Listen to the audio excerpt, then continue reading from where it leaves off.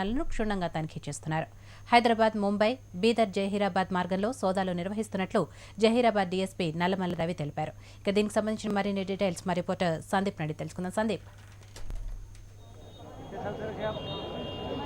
మొత్తానికి 9 గంటల తర్వాత ఘటన జరగ్గా ఇప్పటికీ విచారణ కొనసాగుతోంది.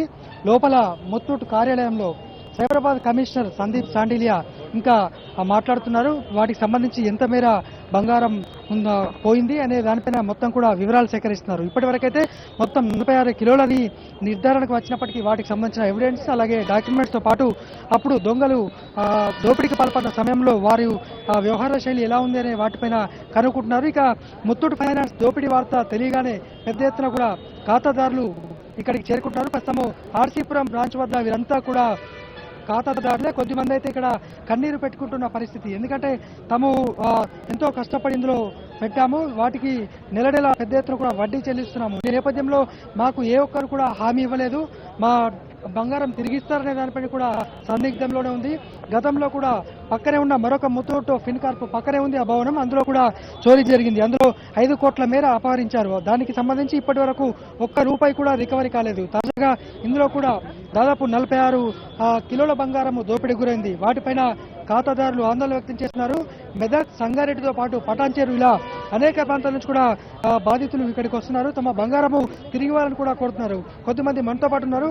ఏమా, మీకు ఎలా తెలిసింది బంగారం పోయినట్టు? మీరు ఎంత పెట్టారు ఇక్కడ? 2 తులం పెట్టాను సార్. న్యూస్లో చూసి వచ్చాము. ఇక వచ్చేవరకు వెళ్ళిపోయిందంట. ఇక ఎలా మళ్ళా మాకు వచ్చేస్తుందా లేదా?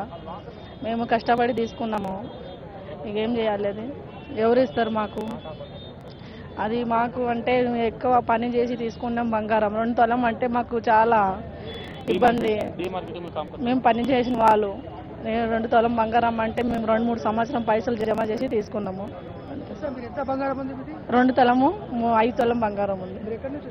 ఆర్సీపురం నుంచి వచ్చి రామచంద్రపురంకు సంబంధించి ఒక ఖాతాదారులు చెప్తున్న వివరాలు మాకు ఎవరు కూడా భరోసా ఇవ్వాలని చెప్పారు. అయితే అధికారులు మాత్రము ప్రతి బంగారం కూడా ఒక లెక్క ఉంది, మొత్తం ఇన్సూరెన్స్ క్లెయిమ్ చేశామని ఒక అధికారి చెప్పారు. కానీ అవి ఎంత మేర నెరవేరుతాయనేది మాత్రం తెలియాల్సి ఉంది. ఇక దొంగతనం తీరు చూస్తే మాత్రం ఒక పక్కా ప్రణాళికతోటి ముందుగానే రెక్కి నిర్వహించడం మనకు అర్థమవుతోంది.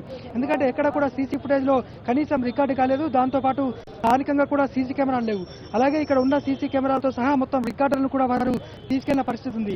మొత్తంగా ఒకరు సిబిఐ అధికారి లాగా, ఒకరు మొత్తంగా సింగ్ వలే, మరొకరు ఒక అధికారి లాగా, అందులో కూడా ఒక నిందితుడిని పట్టుకొచ్చినట్టు ఇతర నిందితుడు ఇక్కడ బంగారం పెద్ద ఎత్తున ఉందంటూ వారికి చెప్పడంతో వారు నిజమైన అధికారులు అంటూ నమ్మాడు. దీంతో పెద్ద ఎత్తున కూడా అపహరించారు. అయితే వారి వద్ద ఒక ఆయుధం కూడా ఉన్నట్టు ప్రస్తుత విచారణలో తేలింది.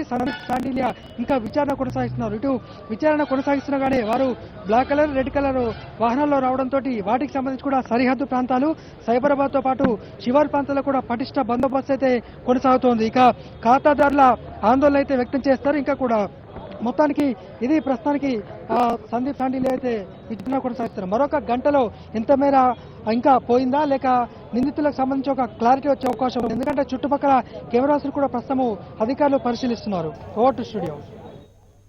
Thank you Sandeep.